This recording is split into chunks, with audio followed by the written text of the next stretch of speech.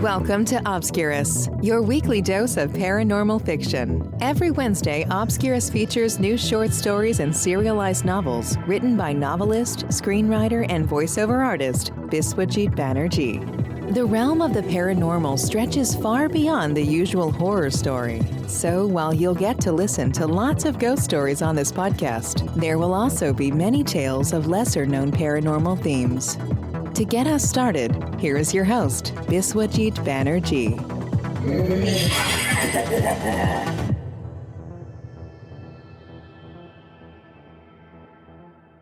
Hello and welcome to Obscurus.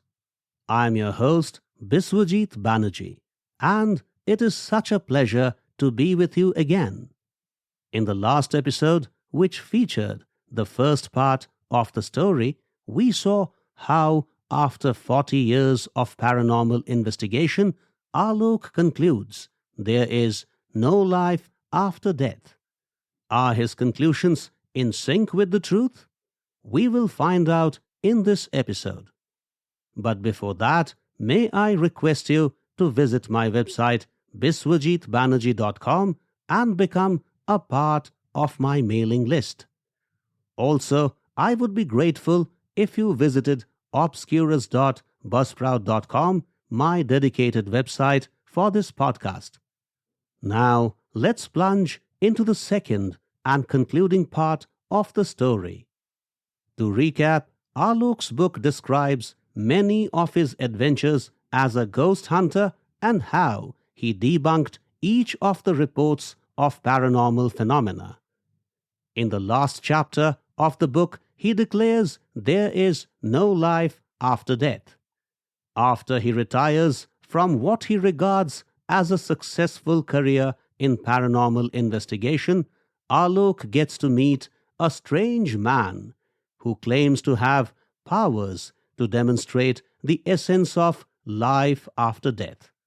Does the peculiar man have such capabilities? Come, let's find out.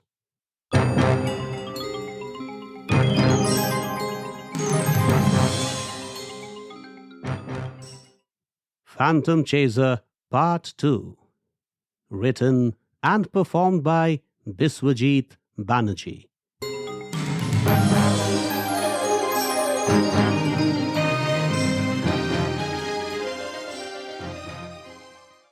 The high-end security system allowed Alok to see and speak to the person at the door through his mobile phone. A man roughly in his 40s was standing outside. Upon zooming in on the face of the man on the smartphone screen, Alok recognized him. Often, the picture of this man appeared in magazines and web articles on paranormal phenomena. Why is he here? Alok whispered to himself at the sight of Dr. Ramcharan Dahiya. When he opened the door, the ill-reputed biochemist smiled and said, "Namaste, Mr. Tiwari. I am Dr. Ramcharan Dahiya." "Yes, I know," Alok nodded. "Really sorry to bother you like this without an appointment. But the matter was urgent, and I had little choice." "Urgent? What is it?" "Can I come in for some time, Mr. Tiwari?" The time was close to 9 in the evening. What could make this man visit Alok at this odd hour? Surely the man did not have any malicious intent. Although he had crazy ideas, Ramcharan, by no stretch of the imagination, was a criminal. After some quick thoughts, Alok made way for Ramcharan to come in. "I hope you had your dinner," Ramcharan said as he sat on the edge of a large sofa in the living room. "Well, I don't have dinner," Alok replied, taking his position on another sofa. "The evening supper is the last meal of my day." "It is so good to see how you look after yourself. Discipline is the key to good health. Meeting you is such an honor. Would you like some tea? No, Mr. Tiwari. Thank you so much. I had my dinner a while back. So, what brings you here? Well, this is difficult. I don't know how to say it. What? The book I wrote is bad? No, Mr. Tiwari. Perhaps you are upset with my critique of your book in Decoding the Infinity. Trust me, I respect you and your team a lot. What I wrote in that article is just a set of my views on your conclusions about life after death. I did not intend to show the slightest disrespect to you. Sorry if my article caused you pain. Ramcharan spoke in a meek tone. Oh, please don't apologize, Dr. Dahiya. One is entitled to one's views. I firmly believe in freedom of speech. No doubt, you are a man of principles. Feel free and tell me what is in your mind. I am here to pass on a message to you, Mr. Tiwari. Message? What? The message is from Sonakshi. What? Sonakshi? Who are you talking about? The girl you broke up with to become a paranormal investigator. Message from Sonakshi? But she is... Yes, she is dead. I know that. But the consciousness never dies, Mr. Tiwari. Last night, while I was working in my home laboratory, Sonakshi's disembodied spirit visited me, and she left me a message for passing on to you. After a minute of silence, Alok said, I thought you had something substantive to tell me. This is ridiculous. Not that I am not aware of why the scientists banished you from their fraternity, but I didn't expect you to say a thing as disgusting as what you just said. Well, your words don't surprise me. I knew you wouldn't place trust in my words. No man of reason can place trust in your words. So, what do you want, Mr. Tiwari? Should I leave immediately, or do you want me to pass on her message to you? Now that you are here, you could very well pass on what you call the message from Sonakshi to me. Well, she said, Alok, what I told you before we broke up was wrong, and so is your conclusion. The truth is, there is life after death. A faint smile crossed Ramcharan's mouth. Is that the message Sonakshi left for me? Yes, Mr. Tiwari. You expect me to believe that? I keep no expectations. It is for you to believe me or not. Look, I never had high regard for you, but I never thought you could stoop to such levels. Mr. Tiwari, I never tell lies. I had promised Sonakshi's soul to give you her message, and I have done so. Now I will leave. Alok responded after a minute of silence. What was your purpose of coming here? The purpose should be clear by now. Sonakshi's disembodied spirit. Stop this rubbish, will you? Alok shouted. Rubbish? What else? You thought by telling me such a brazen lie, you would be able to disturb my peace. Perhaps your intent was to instill doubts in my mind about my conclusion. The truth is, you are unhappy about more and more people placing their trust in my solidly reasoned inference that there is no life after death. If people stop believing in spirits and ghosts, who will read your stupid articles on astral life, exorcisms, seances, reincarnations, and life after death? People like you will be jobless. So you thought your stupid lie will change my perception of things and force me to write an article or maybe even a book to tell the readers that my conclusion was wrong and that life does continue beyond death. How could you think your foolish talk would influence my mind? Need I repeat, Mr. Tiwari, that I never tell lies? Oh, yes, as if I am going to believe that. Perhaps you should apply some logic. How would I know about Sonakshi, your ex-girlfriend, and what she told you before the two of you broke up? The social media is full of such information. Besides, in so many television interviews, I spoke about Sonakshi and her views on life after death. But I didn't pick up information about Sonakshi from any social media. Also, I never watched any of your interviews on the television. More lies. You are such a big liar, Dr. Dahiya. From the way Ramcharan looked down without protesting, it was clear Alok's words hurt him in a big way. For quite a while, he didn't move. Maybe he shouldn't have been so rude, Alok thought. I had no desire of insulting you, Dr. Dahiya, but your words crossed all limits.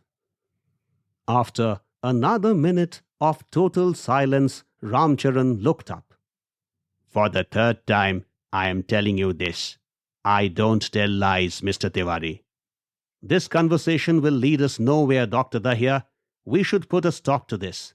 Sorry about losing my temper. It's time we end this meeting. Like you, I too believe in absolute freedom of speech.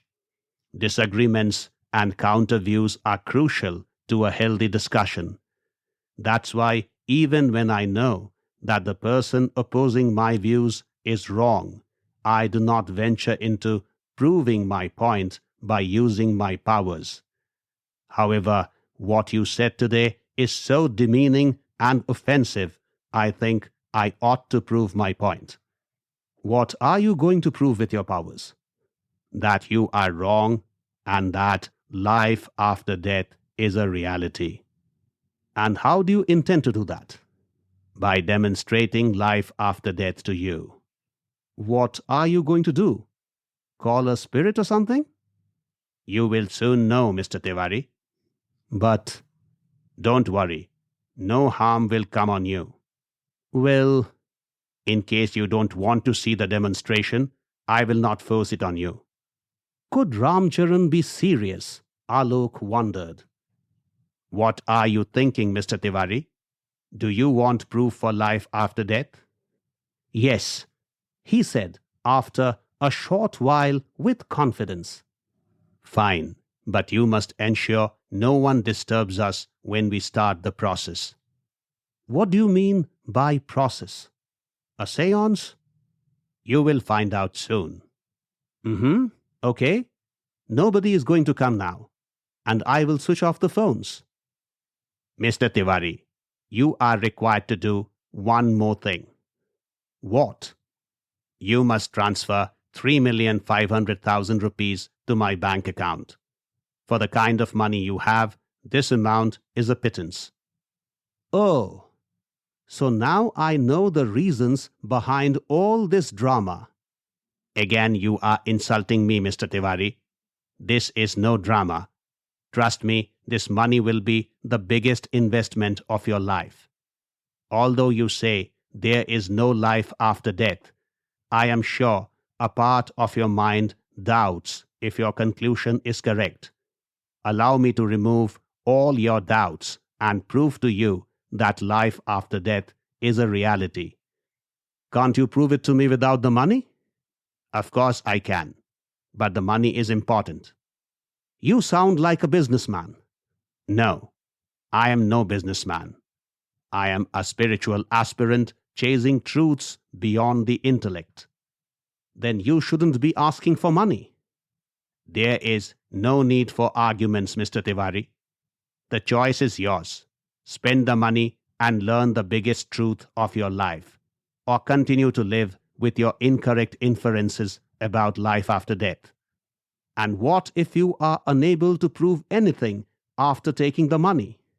That is impossible. Why are you thinking so much about the money? It's such a small amount for you. Just think what you stand to gain. What if I make the payment after your demonstration? In any case, you cannot transfer the entire amount today. There is a limit on online transactions. but you must transfer the maximum permissible amount before the demonstration. All right, but if your demonstration turns out to be more of a sham, I will not transfer the remaining amount. In fact, I will see to it that you return the already transferred money. Okay, agreed. After rearranging the furniture in the living room, Ramcharan created space for the demonstration. Do you have a mat? Ramcharan asked. Yes. Please bring it. Alok brought his yoga mat and gave it to Ramcharan. Oh, this is too small. Do you have another one, Mr. Tiwari?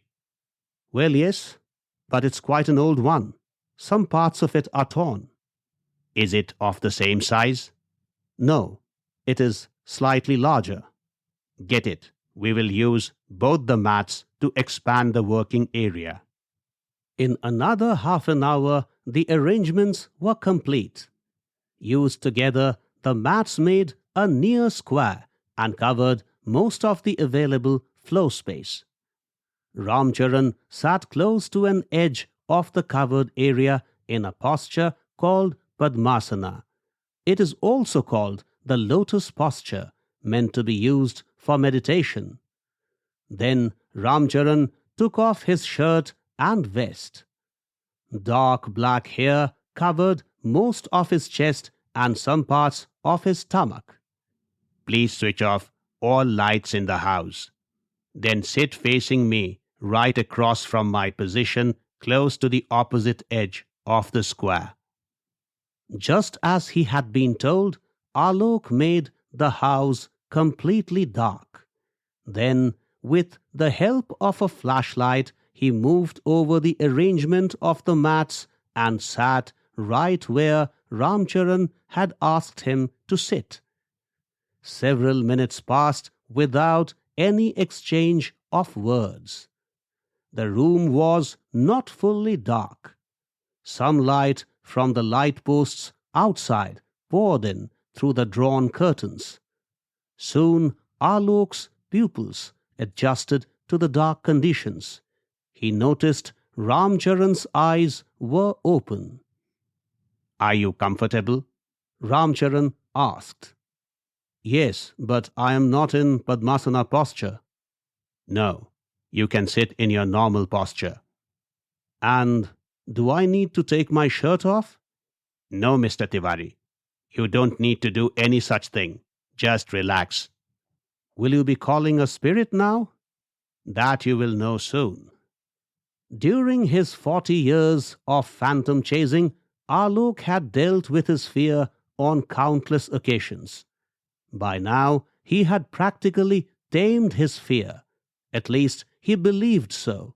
Strange that a chill should course through his spine now. Close your eyes, Ramcharan said. With his eyes closed, Alok wondered if he made a mistake by agreeing to be a part of what Ramcharan called the process. What if Ramcharan's intentions weren't good? What if he harmed Alok now that his eyes were closed? Was he dealing with a criminal in the garb of a man looking for truths beyond the intellect? Why did Ramcharan take his shirt off? Could he roll and use it as a rope to strangle Alok?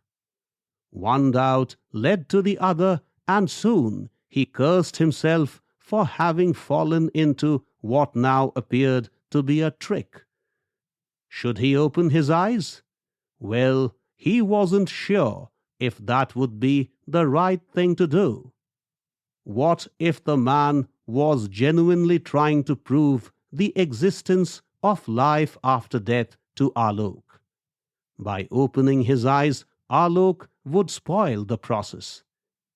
After dealing with this confusion for quite a while, he decided to face the possible risk of being harmed by a possible criminal posing like a mystic. For a long time, he sat with his eyes closed, listening to Ramcharan's deep breaths. Sometimes the breaths sounded like snows. Did Ramcharan fall asleep? Yet again Alok resisted an impulse to open his eyes. After a few minutes, the deep breaths stopped. For a moment there was pin-drop silence. And then Alok heard Ramcharan's voice. "Be ready to witness the truth, Mr. Tiwari."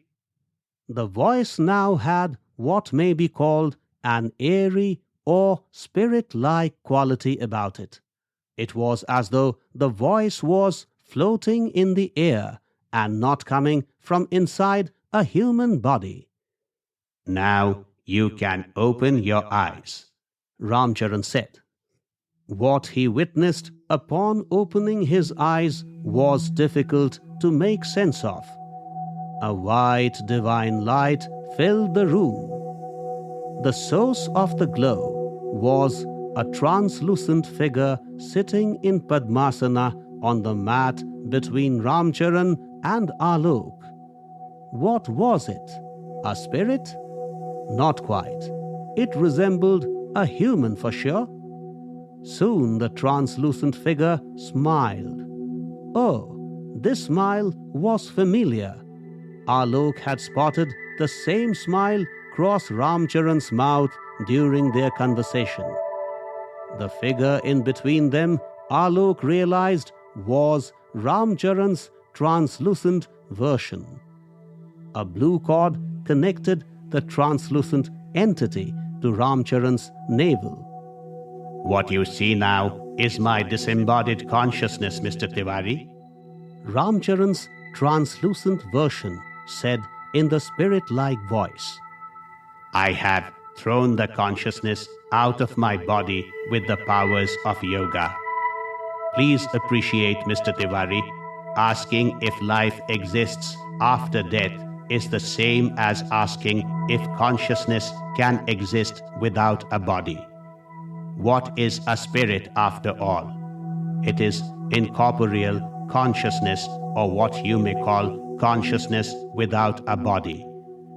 Once you understand consciousness can exist independent of the body, the problem of whether there is life after death stands resolved. Traditional science would have us believe that one's consciousness results from the chemical reactions happening inside one's body. The yoga I practice has made me understand that it is the other way round. Chemical reactions do not cause consciousness. Rather, consciousness causes the chemical reactions. This is advanced science which humankind will learn with time. I am sure you now understand that consciousness exits the body at the time of the phenomenon people call death. But yogis can throw their consciousness out of their bodies even while they are alive. I am a small yogi, but after years of practice, I learned how to make my consciousness exit my body. The blue cord joining my disembodied consciousness to the navel of my body is the path the exited consciousness will use to get back into the body. If this blue cord gets snapped, the disembodied consciousness or the soul will not be able to get back into the body anymore, and I will die. But the truth is, one never dies, as one's consciousness can never die. Stunned to the core, Alok gathered some of his wits and said, "I'm sorry I doubted you." "No problem, Mr. Tiwari. Rationality is the key to uncovering truths, so I respect your rationality." "But I insulted you, Dr. Dahiya." "Oh no, don't think about that. Tell me now, are you convinced there is life after death?" "Absolutely." You may be wondering as to why I asked for money. There is a reason for that.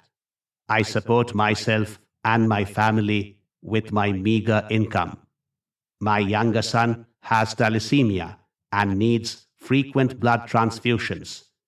Now, every time I throw my consciousness out of my body, I lose about 5 to 7 years of my life.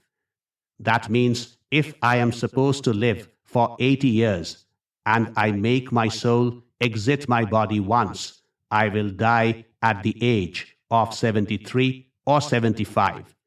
This happens because after the soul returns to the yogi's body, the original combination of the body and the soul is never achieved.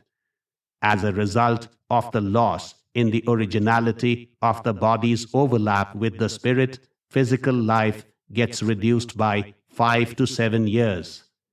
Mr. Tiwari, this is the third time I have thrown my spirit out of my body. That essentially means I have lost about 15 to 21 years of my life. I am not sure how long I will live now. So I need to do something to give my family some amount of material security. Well, it is quite an honor to be of help to a spiritualist like you. In fact, I will give you a lot more than what you asked for. Thanks. I respect your feelings, but you don't need to do that. I hope I will live for a few more years. During that period, I will add to the financial security of my family. Time for me to get back into the body, I guess. In a flash, the translucent figure moved back into Ramcharan's body through the navel, and the room got dark again. After a minute of silence, Ramcharan said, "You may now switch on the lights, Mr. Tiwari." After he switched on the lights, Alok observed that Ramcharan's chest hair wasn't as black as it was before the demonstration. Shades of white and grey were visible in many places. "Your chest hair?" "Oh yes, it has gotten white and grey in places. Perhaps you can guess the reason. The change in chest color is indicative of my having lost some more of my life." "How do I thank you for the wisdom you have passed on to me? You have been the greatest guru of my life." Practice yoga and understand the true nature of consciousness. That will be my greatest reward. Although I respect paranormal investigators, phantom chasing is not the correct path to learn the truth. As a ghost hunter, you may be able to unearth some surface level truths, but you can never reach the depths of superior knowledge. Indeed, Dr. Dahiya. Take care of yourself, Mr. Tiwari, and I wish you a long, healthy, and happy life. Goodbye. Goodbye. Alok's fingers were moving rapidly on the keyboard of the desktop computer in his study. The book needed 2 more chapters to be complete.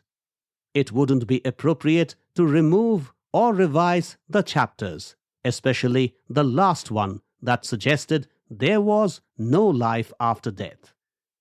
If Alok revised those chapters to bring them in tune with what he learned from Ramcharan, the book's original character would be lost.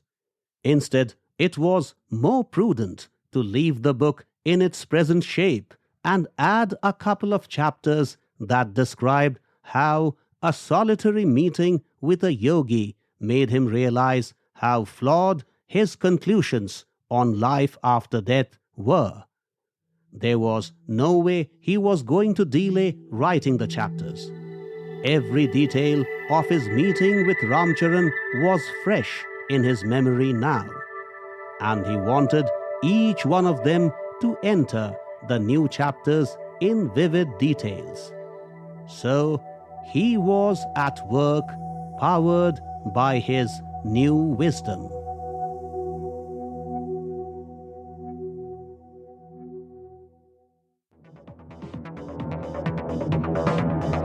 Thanks Thanks for listening to Obscurus. If you like what you heard, please subscribe and visit biswajitbanerjee.com for more information about Biswajit's books, movies, documentaries, and other creative pursuits. We shall see you next Wednesday with another episode of Obscurus. Till then, take care.